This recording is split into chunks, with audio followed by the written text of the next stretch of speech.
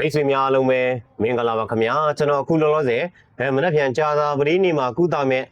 လူနာများကလှူဒန်းသွားသောပွဲငါးပွဲအပြည့်အစုံအတွက်ကျွန်တော်အနေနဲ့ပွဲတော်များစေကြောနေခြင်းပြင်ဆင်နေခြင်းဖြစ်ပါတယ်ခင်ဗျာကျွန်တော်ကိုမေးထားတာလေးကမင်္ဂလာပါဆရာတဲ့တချို့ကွမ်းဝါတဲ့ပညာညီကိုတွေကကွမ်းဝါရင်နဲ့နှက်ဆေးရည်ထည့်ပြီးဝါလို့ရတယ်တချို့ကမရဘူးလို့ပြောနေကြတယ်ဆရာတဲ့ကွမ်းဝါတဲ့ပညာညီကိုတွေအတွက် reply လေးနဲ့ပြန်ပေးပါလားဆရာတဲ့ဟုတ်ကဲ့ပါဒါကတော့မိမိတို့ရဲ့ကျိုင်းနဲ့တရားဖြစ်တဲ့အတွက်ကြောင့်မလို့ထွေထွေထူးထူးတော့မပြောလိုပါဘူးတချို့နှက်ဆေးတွေကပြားရည်နဲ့နှက်တာဖြစ်တဲ့အတွက်ကြောင့်မလို့စားလို့ရပါတယ်တချို့ဆရာများဆိုလို့ရှိရင်မိမိတို့ကိုယ်တိုင်ပင်လင်ပြားရည်နဲ့နှက်ပြီးတော့ကိုယ်တိုင်ဖော်ဆက်ပြီးတော့စားကြတဲ့ဆရာတွေလည်းရှိတဲ့အတွက်ကြောင့်မလို့အကောင်းဆုံးကတော့ကိုယ်တိုင်လှုပ်ဆောင်ပြီးစားရင်တော့အကောင်းဆုံးပေါ့ဒါပေမဲ့လို့ဘယ်လိုပဲဖြစ်နေနေနှက်ဆေးရည်နဲ့စားခြင်းမစားခြင်းကိစ္စကိုကျွန်တော်အနေနဲ့ထွေထွေထူးထူးမပြောလိုပါဘူးကျွန်တော်အနေနဲ့ပြောချင်တာကတော့ကွမ်းစားတဲ့ညီကိုတွေထဲမှာမိမိတို့ဒီကြိုက်လို့ကွမ်းကိုစားရင်တောင်မှပဲလူနာစမ်းသပ်စစ်ဆေးနေချိန်လူနာကုသနေချိန်မှာတော့မစားတာဟာအကောင်းဆုံးဖြစ်ပါတယ်လို့ကျွန်တော်အနေနဲ့အကြံပေးရင်းမေတ္တာရက်ခံခြင်းပါတယ်ဘာဖြစ်လို့လဲဆိုတော့မိမိတို့ဒီကွမ်းစားလိုက်လူနာကိုစမ်းသပ်စစ်ဆေးလိုက်လူနာကိုကုသလိုက်လုပ်တဲ့အခါမှာမိမိကလူနာကိုစစ်ဆေးတဲ့အခါကုသတဲ့အခါမှာမိမိကကွမ်းစားထားသည့်အတွက်ကြောင့်မလို့တခွန်းပြောလိုက်ဖီတစ်ခါထွေးလိုက်တခွန်းပြောလိုက်ဖီတစ်ခါထွေးလိုက်အဲ့ဒီကွန်တရေတွေထွေးနေရတဲ့အခါမှာရုပ်ပြက်ဆင်းပြက်လည်းဖြစ်ပါတယ်ပြီးလို့ရှိရင်လူနာအနေနဲ့လည်းဆရာပေါ်မှာဘယ်လိုပြောရမလဲယွန်းရှာရတယ်ပေါ့နော်အမှန်တမ်းပြောရင်ကျွန်တော်တို့ကတော့ယွန်းတယ်ဘာဖြစ်လို့ကျွန်တော်တို့ယွန်းလဲဆိုလို့ရှိရင်တော့မိမိတို့ကိုယ်တိုင်ဒီလေအဲ့လိုညညပတ်ပတ်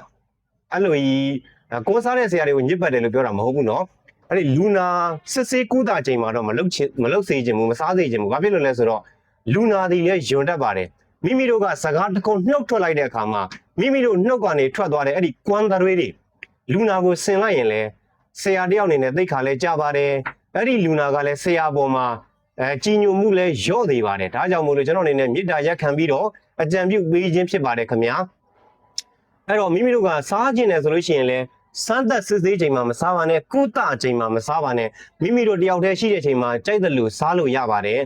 ်ဘာကြောင့်လဲမိမိတို့ပူချင်းစာကြည့်ပါခင်ဗျာမိမိတို့ဒီကိုယ်သူလေးကိုထွေးပြီးရင်တော့ကိုပြန်မမျိုးခြင်းပါဘူးအဲ့ဒါလိုပဲအဲ့တော့ကျွန်တော်တို့ဗဇက်ကနေထွက်သွားပြီဆိုလို့ရှိရင်အဲ့ဒီတလိပ်ဒီပထမတော့ကအဲ့ဒီတလိပ်တွေတွေဒီဗဇက်ထဲမှာရှိစတော့ရွှန်ရှာပွေရမဟုတ်ပါဘူးကျွန်တော်တို့နှုတ်ထဲမှာရှိနေတော့ရွှန်ရှာပွေရမဟုတ်ဘူးကျွန်တော်တို့နှုတ်ကနေထွက်သွားပြီးရင်အဲ့ဒါကမတရီစရာဖြစ်သွားပါတယ်ဒါကြောင့်မို့လို့မိတ်ဆွေများလူနာကုသခြင်းမှာမစားပါနဲ့အဲ့တော့ကျွန်တော်အနေနဲ့ကျွန်တော်ရဲ့ပညာညီကိုမောင်နှမမိတ်ဆွေများအတွက်ကျွန်တော်ကမေတ္တာရက်ခံတာဖြစ်ပါတယ်အကြံပြုပေးတာပဲဖြစ်ပါတယ်ဝေဖန်တိုက်ခိုက်လိုခြင်းလုံးဝမရှိပါဘူးခင်ဗျာဘာကြောင့်လဲဆိုလို့ရှိရင်တော့ကျွန်တော်တို့လာရောက်ပြီးစမ်းသပ်စစ်ဆေးကုသတဲ့လူနာတွေမှာ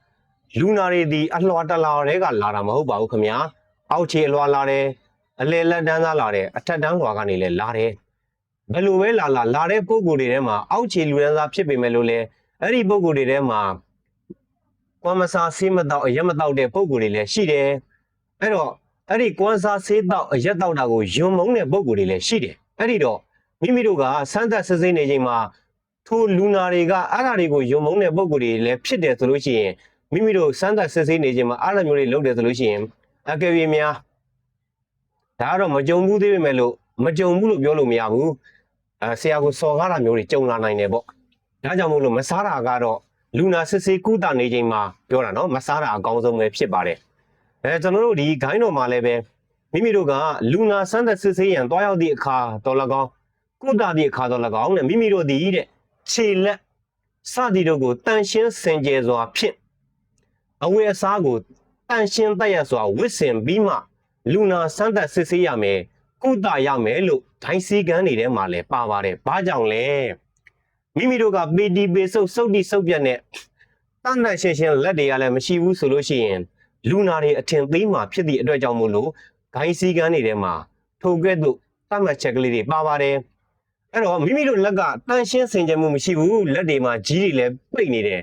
အဲ့ဒီကြီးတွေပိတ်နေတဲ့လက်ကြီးနဲ့ရေမန်းကြီးကိုဒီလိုနှိုက်ပြီးတော့မှွေတဲ့ပြီးတော့တိုက်မယ်ဆိုရင်မတကာလို့တောက်ရပါမယ်လို့ထိုပုဂ္ဂိုလ်များကနောက်တစ်ခေါက်ဆိုတာ ဘယ်လိုပြောရမလဲဒီတစ်ခေါက်ပြီးနောက်တစ်ခေါက်ပြန်လာမယ်လို့ပြောတာမဟုတ်ဘူး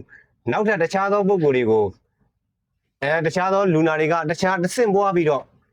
ဒီဆရာတော့ဘယ်လိုဖြစ်တယ်ညာလို့ဖြစ်တယ်လာရောက်ပြီးတော့ကုသဖို့ရပြောမှာမဟုတ်တော့ဘာဖြစ်လို့ဆိုတော့မိမိတို့ဒီတန်ရှင်းစင်ကြမှုမရှိပဲညစ်ပတ်နေလို့ဖြစ်ပါတယ်အဲ့တော့ဂိုင်းကစီကန်းချက်ထဲမှာလည်းပါပြီးသားပါမိမိတို့ဒီတန်ရှင်းစင်ကြယ်စွာဖြင့်အဝိစားတောင်မှာပဲတန်ပြက်အဝိစားအကောင်းစားလို့မပြောဘူးเนาะတန်ရှင်းစင်ကြယ်တာတတ်တရရဖြင့်လူနာစမ်းသက်စစ်ဆေးရမယ်ဖျားရှင်ကိုရေမိုးချိုးစသည်လုပ်ပြီးမှစမ်းသက်စစ်ဆေးကုသရန်သွားရောက်ရမည်လို့ဆိုထားပါတယ်ဒါကြောင့်မို့လို့ကွမ်းစားတဲ့ပုဂ္ဂိုလ်များဒီ